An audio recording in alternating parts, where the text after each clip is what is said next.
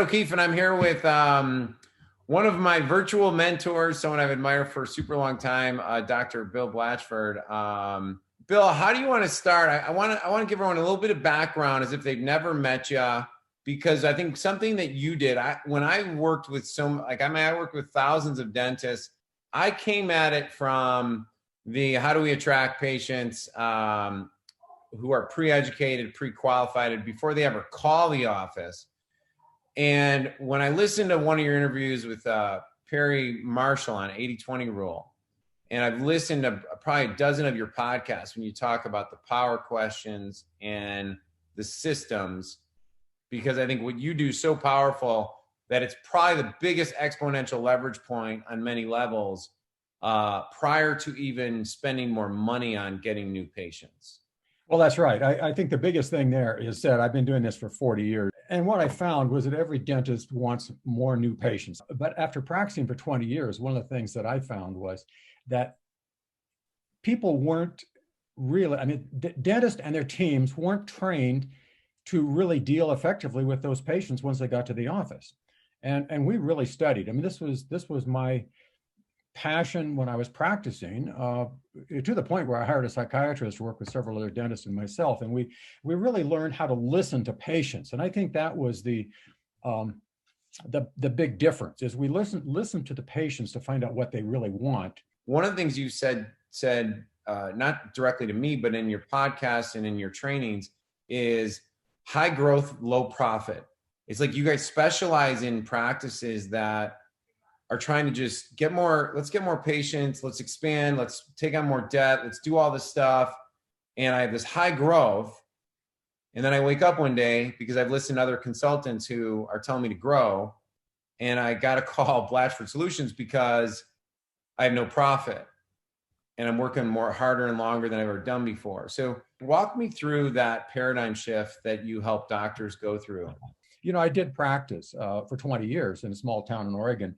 And at that time, a $250,000 practice was a good sized practice. That was kind of the epitome. There was a group that was trying to develop the $500,000 practice, and I did join that group as a participant. It was called Quest. I joined that, and it was all about growth. It was just growth, and I hired a big staff, and I had one goal, one financial goal at the time, and that was to collect $1 million. And you can play with that a little bit. It was, crowns were $275 to $300 at that time. And so that was a large practice. And we had the huge new patient flow. We had all of that going. And I took home about 300,000 of that, which was a good income. It was an excellent income in 19. It was by the mid 80s, we'll say 85, 86, somewhere in there. But I had a good friend who was doing 600. And he was taking home 300. In other words, I was doing an extra $400,000 to net the same amount of money. So who's so smart? Well, we had a Christmas party at our house, and we had the staff, their spouses, and their children, and we had live music. We had one of our patients dressed up as Santa Claus and showed up at the house that night. It was just a great party. And early in the evening, my wife asked me, how many people are here? Well, I counted heads, and there were 45 people. Well, that night, after everybody had gone home, and my wife and I are cleaning up the mess and eating a few leftovers, and my wife says, we do this every month. I go, what do you mean? She says, well, we clean up the leftovers and get what's left over. In other words, if we had a slow month, in other words, at 100 a month, at 100,000 a month, you see, I had a nice income. But if my collections dropped to 75 or 80, I had no income. And yet there was this huge practice. So I stayed awake all night. I really did. I didn't sleep that night. And I went down to the office the next day, and I said, I'm going to solve this problem. This is not the right direction to be going here. And I said, where can I change this? What can I do to change this? And I started looking at our practice. And this was prior. Yes, we were computerized, but our computer would only do billing. It wouldn't do anything else. Yeah. And I started looking at expenses. I started looking at where we were making our money. And I started with Well, I developed the 80-20 spreadsheet, by hand. I didn't know anything about Excel spreadsheets at that time. And so I just started doing it by hand. And I started listing all the patients by name and how much money they had spent in our practice in the last 12 months. And then I did a running total. And I found that we collected 80% of our income on about 20% of our patients. So then I identified those patients by every characteristic I could think of. Well, at the same time with that, we had a consultant at the time who wanted us to do more and more hygiene, expand the hygiene department. So I got up to 3 hygienists per day. And then I started looking at the math on that. And if I spend 5 minutes with each hygiene patient, I only get to do dentistry 6 hours a day.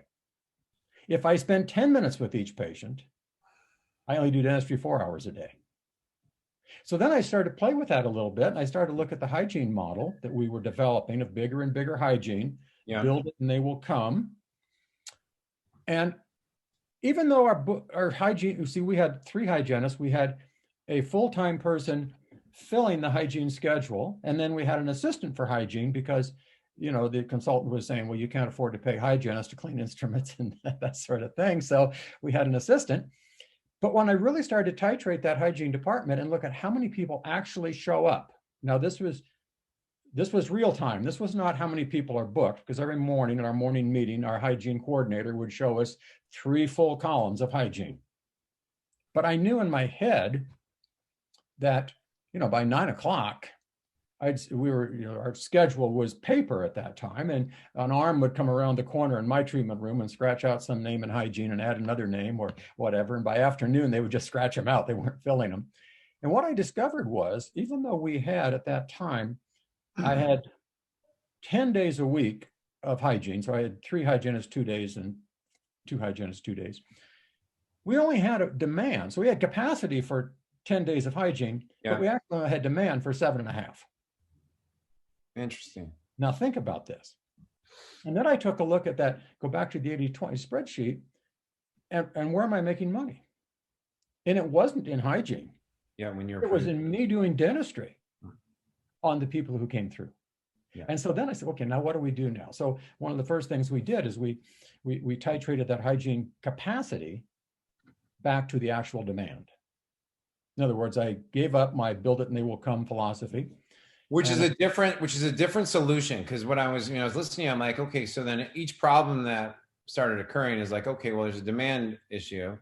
So then the solution, if you're trying to grow, just without looking at what you did, is okay, well, we got to go spend more money on untested advertising, hoping that works. And we need to put a new system in place because we have all these cancellations. So now we got to be filling up other people's things. So we got to hire a girl to do that. Yes. And now we got to hire someone to train her, which is taking your hours away from that. So that is a model, right? So that's a model. And so I think there's probably people listening that are hearing they're on that highway of speeding things up and getting more people. And so for you, if I was listening to you right now, I'd be going, wow, yellow flags are popping up all over the place. Well, here's the thing. You see, what we do with a doctor, with a new client, we start with how much would you like to net? You see, I was on the treadmill. Mm-hmm. I was trying to outrun my overhead. Now, keep in mind, I had 16 employees at that time, 1 doctor, and 5 in the front office trying to keep the schedule full. And they were clamoring for more help. And so I said, wait a minute, we got a really good thing going here, but we got to trim the fat. So what our philosophy is become profitable and then grow. Yeah. And I'm all for growth. I mean, we have clients, as you know, that are single doctors that are producing, well into $3 and $4 million without associates. I mean, these are big producers, and I'm all for that. I want to talk about them in a minute. Yeah, that's amazing. But I want them to be profitable first, so that they actually get a reward immediately for producing that much or collecting that much.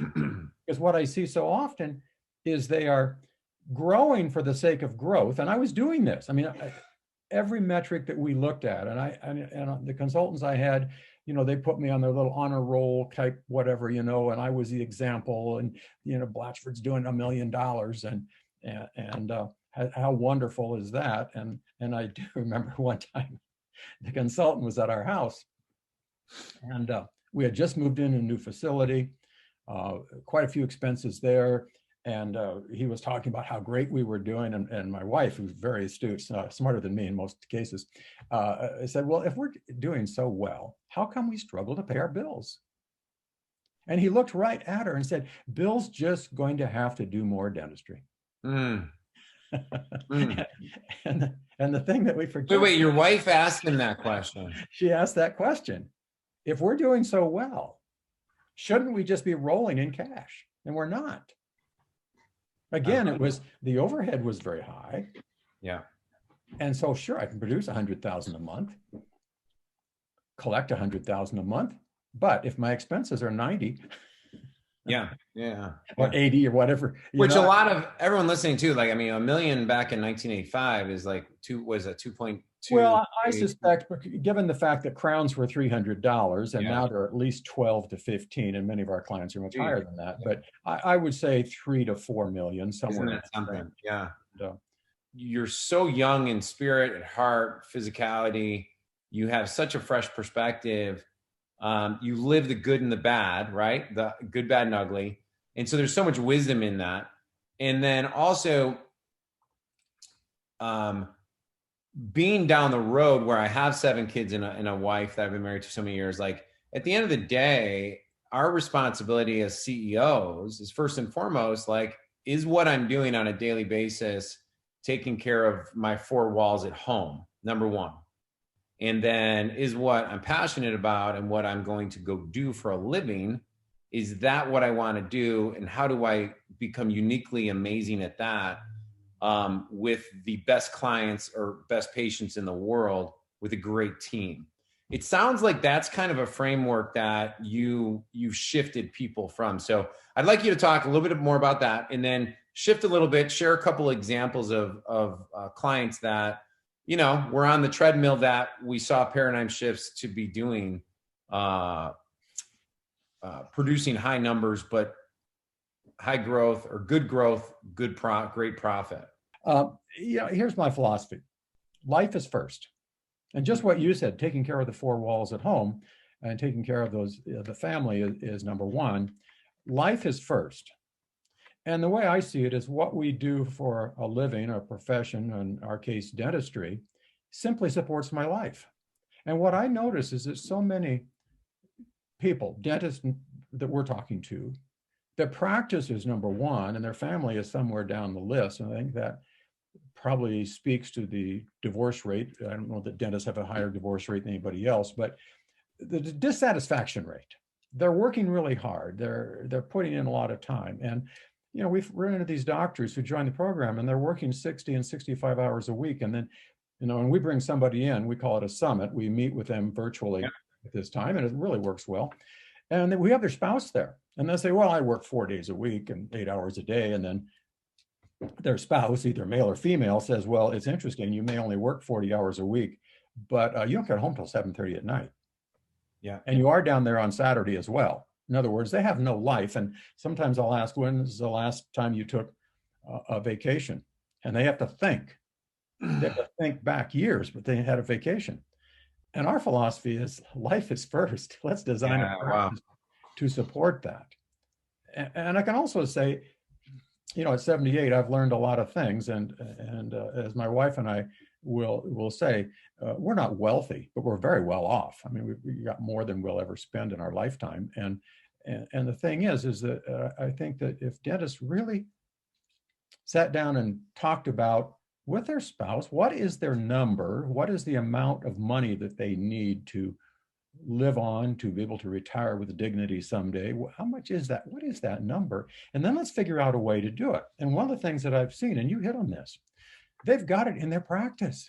There are people in their practice willing, financially able, and they want comprehensive dentistry, and they're not offering it. They're offering the Crown of the Year Club. They're not offering this. And so one of the things that we do with these doctors is, a very simple exercise. roughly 90% of all the crown and bridge in this country is done one tooth at a time. And so I have them figure out their overhead per hour, have them figure out their income per hour then. And one of the things, if you simply do, would you like fries with your burger, which is a very simple question, but that's the first, we'll call it a sales question. I teach them. I said, I want you to go in and ask, would you like fries with your burger? Oh, I'm sorry. Would you like to do that tooth next to it at the same time? And the return on doing 2 crowns at a time, that's 2 for an appointment. And by the way, it fits any procedure, whether it be 2 in any implants. scenario. Yeah. So this is like, what we were asking our listeners, no matter where they're at or what they want to do, is expand it to like just where you're at. We're adding on, because this is add on. And so what happens is the net return per hour doesn't double, it triples. Yeah. It triples with just an additional unit of dentistry. Now, somebody asked me, so what do you do with these doctors who join you? They're kind of set in their ways. Like I mentioned, a lady in Nashville that we kicked up her collections $100,000 a month immediately. Well, that was the first thing we did. We just introduced that question. Simple. And that, of course, it's a simple stuff. It's the same thing when you go into buy a suit, a man's suit. What do? They sell you shirts and ties and shoes and belts and everything. Yeah, another suit for half off. Yeah, totally. Today we have an extra. Yeah, and the automobile industry figured this out years ago, and so we have a model, and nobody buys that stripped down model, but they add on the trim package and the trim package and the trim package, and people gobble it up. Well, in dentistry, it's so simple to sit down and find out what people want and why they want it. And this takes time. I mean, sometimes this it can take place. You mentioned that telephone conversation. Just listening on the phone to people. Why are they calling? Why are they calling now? And you start asking questions, not about their insurance. Yeah. Not about that information that everybody gathers. It's what is important to them. And you present a comprehensive plan. And you do talk. And the interesting thing is too, you have to be willing to speak budget. What is your budget for I was going to ask you about that, because your framework is, let's get the money question early, so we can help them best, and if and not be taken in and wasting chair time. And I could say it a lot more harsher than I guess you can, why are we wasting time in our office from patients because we gave them misinformation on the phone, and now they're in our office and we have to tell them we're not a good fit for them. So explain that dynamic there, because I know you talk budget soon. Yes, and my philosophy is very simple, and I did say I did work with a psychiatrist for 2 years on some of this, and think about this: in any buying situation, what is the one thing that everybody wants to know? How much it's going to cost? What's it going to cost? Yeah. And so many dental consultants are saying, oh, don't talk money. Doctors should never talk money on the phone. Wait, we'll get them in, we'll do this comprehensive exam, and we'll take all kinds of records and we'll bring them back and have this formal presentation. But we still are not going to talk money until the very end. And then we're going to go out and say, talk to Susie at the front desk. Yeah. And she'll tell you how much it's going to cost. And generally, money is not discussed. And I laugh about this until the final 5 minutes of the last time you ever see that patient. Wow, that's crazy. And because I've even heard consultants say to the patient, don't even think about money right now. Let's just talk about what your dental health. If I told you not to think about my red glasses for the next few minutes, what's the only thing you're going to think about? So we start right out with, after a few questions about what they want, why they want it, et cetera, and how long they've been thinking about this and different things. Then, have you considered a budget? And it's a very simple, honest question. Have you considered a budget? And most people have not, but but today, in today's world, where there's so much information on the internet, that people do know, I believe people know basically what things are going to cost before they come in. It's usually not a surprise. And if you if you think of sales situations, like you go to a realtor to buy a home. I mean, within minutes, the question is asked, what is your price range? So I was listening to a great interview by Christina and Brad, your Dr. Christina and Dr. Brad, who are the lead coaches with Blatchford Coaching and Blatchford Solutions. Am I saying that correctly? Yeah, that's correct. I have everyone. And they were saying a great case study was was similar to something I found a lot. Like the reason why people liked pre-educating, like Ed, can we actually pre-educate people again there? Because they didn't want to deal with these hard conversations, but they're really not hard conversations if you look at it as we're helping people. And Brad tells a great story about one of your clients. I forget whose office it was. They lived in an area where, because this is a big myth, they lived in an area where he did all the training. He invested money in any supplies that he would need, right? And he was doing one implant case a month, right? And Dr. Brad started working with him, and he said that the area would be the least typical area where you would want to be producing a lot of implants. Like there's no way this would work here. And within, I don't know the timeline, so forgive me, and I don't really know the number. I know it was something like he's doing 50 implants a month now, where he went from 1 to like 50. And I may have my numbers off a little bit, but how does that happen? Like, how is that happening with your clients? I know who you're talking about, and I don't know.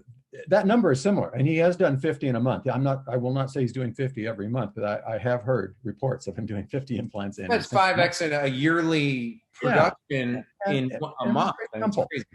It was very simple. His marketing for the implant patient was working well, but they were coming into the office, and I will tell you, one time I spoke to a group of perio restorative dentists. Okay. It was a big study club. It was a regional. It was in Colorado and something, and they wanted me to talk about how to present and sell implants.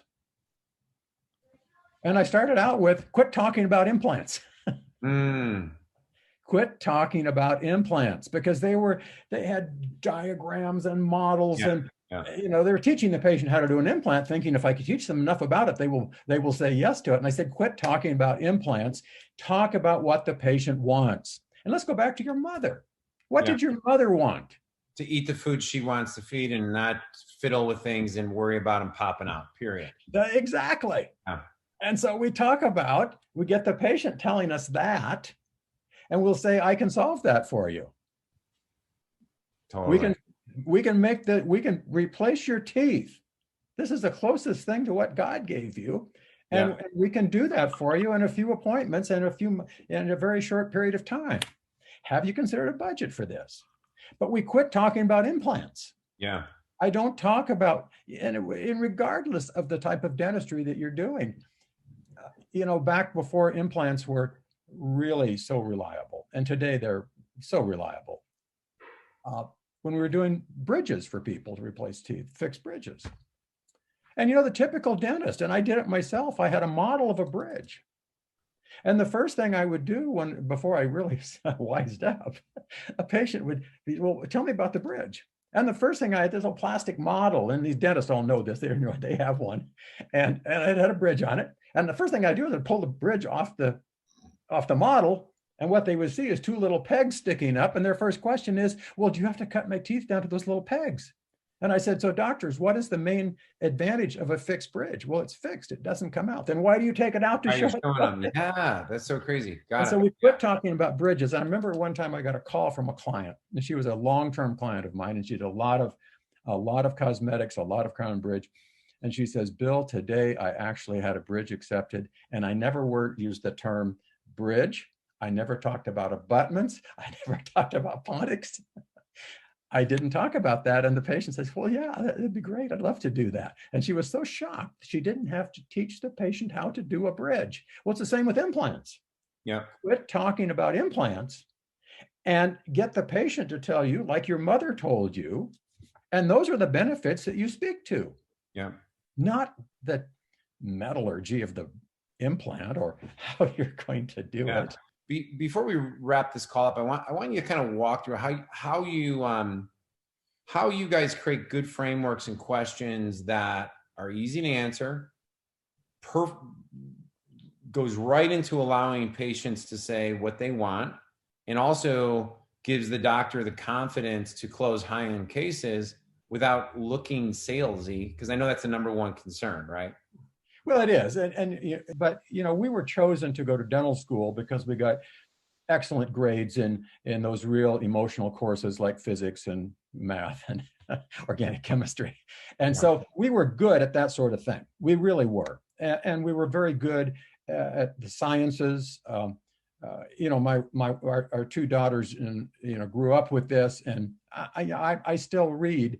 The magazines I watch for to come are Scientific American and Popular Mechanics. I mean, that's what I love that. So dentists are very left brain. The left brain is the logical side. It's the side we process data with. And the interesting thing about the left brain is people do not make decisions with a left brain. Correct. All decisions are made right brain. So if we understand that our patients, regardless, and I practiced in a college town where we had more PhDs than any two towns in the United States except Princeton, New Jersey, and Berkeley, California, Livermore, California. Engineers, PhDs in engineering, PhDs in nuclear science. I mean, these were scientists. And even scientists do not make logical decisions outside of their area of expertise. And a PhD just means they know more and more and more about less and less and less. In other words, they get very narrow in their knowledge base. And you take them outside of that knowledge base, like in a dental office, and the decisions are made emotionally.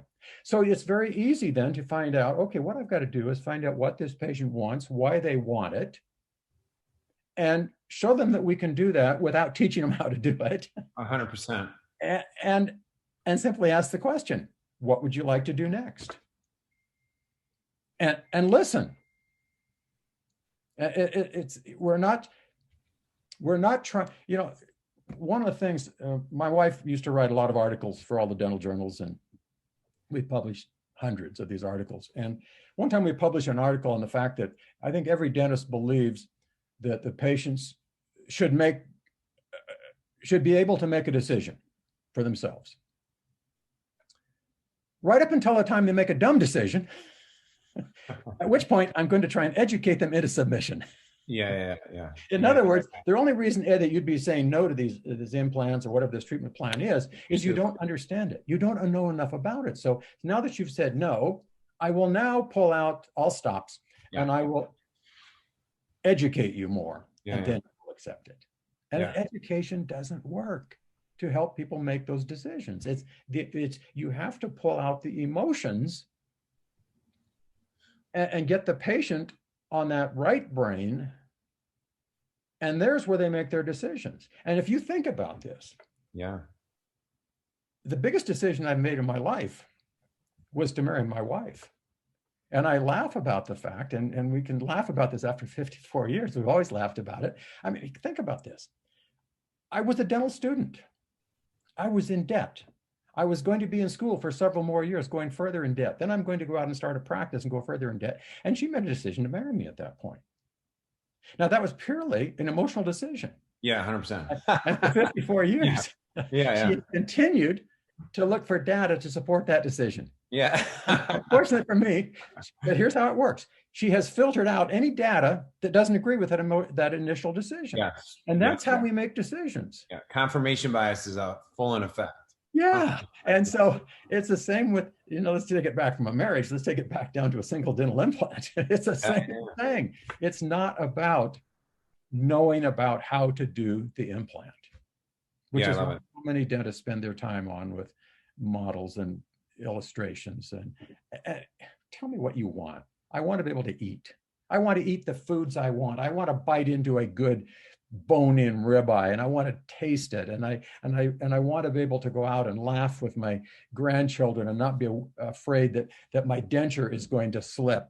I want to be able to enjoy that, and I want to be able to be comfortable. I don't like the chafing and the irritation that I get under the denture when I eat things with seeds in them and that sort of thing. And that's what they want. Yeah. And why do they want that? And get the reasons behind that. It's like when I want to be able to laugh with my grandchildren, I'm going to find out how many grandchildren they have, how old they are, what their names are, what they do with their grandchildren. I mean, I'm going to have that patient living in their right brain. They're going to be living with their grandchildren as they speak to me, with me. Yeah. And when I present a solution to solve that problem for them, there is no pressure. There is no pressure. What would you like to do next? Going back to the right brain for a moment, it's like, well, so Dr. Bill, I'm sitting here, everything you're saying to me speaks to me. I feel like I'm on I'm being a dentist right now. I'm on the treadmill. I'm driving down the highway. All the yellow flags are popping up. Like, he's describing my journey of growth, low profit, stress at home. My four walls are stressful. I'm showing up at home at 7:30. My day off on Friday is really not a day off. It just means it's a day I could work on extra office work. And I want to be the guy or gal who has the happy patients who accept high-end treatment, a team that is on board and supports. Because that was always the biggest question I'd get to, is like, how do we get the team on board? And I want to be one of your high profit, good growth practices. What do I do today? Like, how can I flip that? Well, you can contact us for one. We'll help you. Yeah, I love it. Yeah. But I mean, that's the number one thing. I mean, that's what we do. We've done it for 40 years. And can I back up a little bit and just talk about something I think is important here? When you described that situation of a doctor working 4 or 5 days a week and going down on Saturdays and doing other things, as you know, I worked with I've always worked with coaches most of my life. And one I worked with was Dan Sullivan at Strategic Coach. And he has a term. Amazing. Unique ability. Yep. And what does a dentist do? What is a dentist's unique ability? Your dentist's unique ability is diagnosing and treating patients. And to become highly profitable, you need a team of people around you that understands that. And in our first seminar with new doctors, I have all the doctors hold their hands up and I say, take a look at those, team. When those hands come out of the mouth, you're not getting your job done. Because when those hands come out of the mouth, your little assembly line that produces your salary and your bonuses stop. And for the doctor, it runs backwards because the overhead continues. So what the doctor has to do is say, what is my unique ability? And what is it I do? And anything that takes them away from that is inefficiency. So we have to look at that. I love this so much. I want to skip to one other topic before we wrap up. You have a term that I just absolutely love. I think of it all the time, and it's directly correlated to everyone being able to live their life that they were designed to live. And it is deserve level, a term you like to use because this is, I'm gonna set the context a little bit, because I know some of my past clients or people that are listening to this are like, this has been a great interview, even though we didn't go into like the hows of how to train, like the exact languaging, because that would take more time and it requires more people. But I think like at the end of the day, the decision point on like, okay, am I going to move down towards the road of high profit that I deserve, which might mean I need to start making these new rules in my life that impact other people, however it impacts them. Meaning I'm no longer doing the God a minute, no longer paying a salary to somebody who doesn't deserve one, right? Right. So if I want more profit, take advantage of my four walls in my house, I'm just setting the context up a little bit. At the end of the day, it becomes my own inadequacy issues, my own internal self-image issue, and my own agreement that either I made, like, well, I'm going to be the last one here, first one to get here. I've heard all the guys say that before. I said it creates a horrible context. Yeah. Whereas you're talking about ramp up the deserve level of what you deserve, because none of this other tactical stuff will work if that's not there. That's right. So I want to wrap up on this last topic. So let's give everyone your framework. I've never really heard you give the spiel. So First off, it's a great concept. And what is amazing to me is what is the difference? I mean, what is the difference between people and how they live? And deserve level affects everything in our life. But how is it that some people just have this, they seem to live this wonderful life, and others always struggle? And when we worked with that psychiatrist way back, he started talking to us about, there were 4 other dentists and myself. I couldn't afford his hourly rate, so I got some friends to go in with me. And and so we worked with him twice a month, and it was supposed to be for 3 months. Well, it went on for 2 years, twice a month for 2 years. And it was a afternoon, evening session. And he's talked to us about deserve level. And we all live in a comfort zone. I'll give you kind of the short version, but we live in a comfort zone, and there's a floor. Now, and I'll use money as an example. We all have a comfort zone of a certain amount of money in our bank account. And if we drop down below that floor, we will do something about it. We will put more money in that account, or we will stop spending money, one or the other, where there's a level that we will not go below. Well, the scary part is there's also a ceiling on that, and we won't go above it. As a matter of fact, and I always use this as an example, you take professional athletes who have always been poor. I mean, they're not all poor, but many of them grow up very poor, and they sign a multi-million-dollar contract. And yet statistics show us in the NFL, the average player who leaves the NFL is broke 5 years after they leave the league. The NBA, it's 7 years.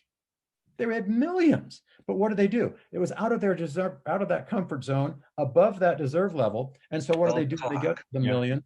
They spend it as fast as they can. They buy a house in every city in the country. They buy a house for their mother and their girlfriends, and 10 cars, and they spend it, and they're broke. And so that's deserve level. Well, the problem is, and the reason we teach this and we put so much emphasis on this is to help people, our clients, identify their own deserve level. Now, the same psychiatrist said, you're born with this. You don't change your deserve level without professional help. And I always thought that was a little self-serving for a psychiatrist to say they need to hire me to change. Well, yeah, but he did say there is reality of that external third disassociated party looking at their situation from a different perspective. Go ahead. I'm sorry. But he did say this: you can become aware of it. Yeah. And I've helped so many clients become aware of that ceiling. Yeah. And when you hit that ceiling and pull back, you actually sabotage yourself here to avoid breaking through that ceiling. Now, and I've done this myself. I can give you a case. I'm not going to spend the time on it today, but I can tell you in many areas of my life, I'll pull back just a little bit to get back down to where I'm comfortable. And dentists become very aware of this. And then what we do is we all do this. We then impose our deserve level on our patients. And so they don't present, now let's talk implants for a moment. They don't present the implants because, implants initially, the cost is a little higher than removable type prosthesis. Yeah. So we pull back and we don't present the implants because we didn't ask that budget question. Yeah, and so everywhere you go, you're pulling back that based on your worldview, on our own deserve level. And by the way, it's also very important for the team to understand this, because we very often hear from team members, Bill can't afford much. I happen to know Bill's family, and they really can't afford much. So doctor, don't present ideal treatment to Bill. He can't afford it. And besides that, Bill doesn't have any insurance. You can't do that. And that's ridiculous. Yep. And we have to work on that, because you have to have a team of people around you. This is so important. You have to have a team that believes that what we do in this office is the biggest bargain in dentistry, the biggest bargain out there for these people to spend money on. You have to believe that this is the best thing. This is the best area for them to invest in their life. And if you don't believe that, then you probably need to find a new job. I mean, it's so simple. Having the conversation about money instead of teeing up this long presentation that feeds the left brain to then be deflated. Whereas now, if we train the team properly, we got the doctor thinking properly, then we can open up the faucet of new patient flow coming in. And now you got an exponential result. But unbelievable. If you start with, start with profitability. Yeah. You become profitable and then grow this practice, the exponential return is unbelievable.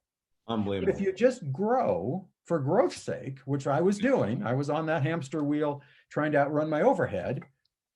It's hard and it doesn't have the rewards. But if you reverse that and become profitable, get your team and the doctor trained on how to have conversations with patients, then grow the new patient flow. Unbelievable. And I see new patients as they're the lifeblood of a practice. Yeah. And if you do that 80-20 spreadsheet, you will find your biggest cases actually do come from new patients, but you have to handle it right. Yeah. Well, it's been fun, Ed. I think we could talk all day. It was great having you. Thanks, Ed. Bye-bye, everybody.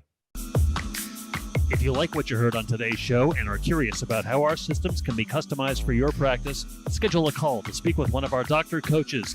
Simply go to Blatchford.com/call. No pressure, no BS, just an honest conversation to see if we can help you. Over the years, more than 4,000 dentists made this same call and discovered how Blatchford coaching transformed their profitability, their practice, and their lives. Go to Blatchford.com/call. Thanks for listening.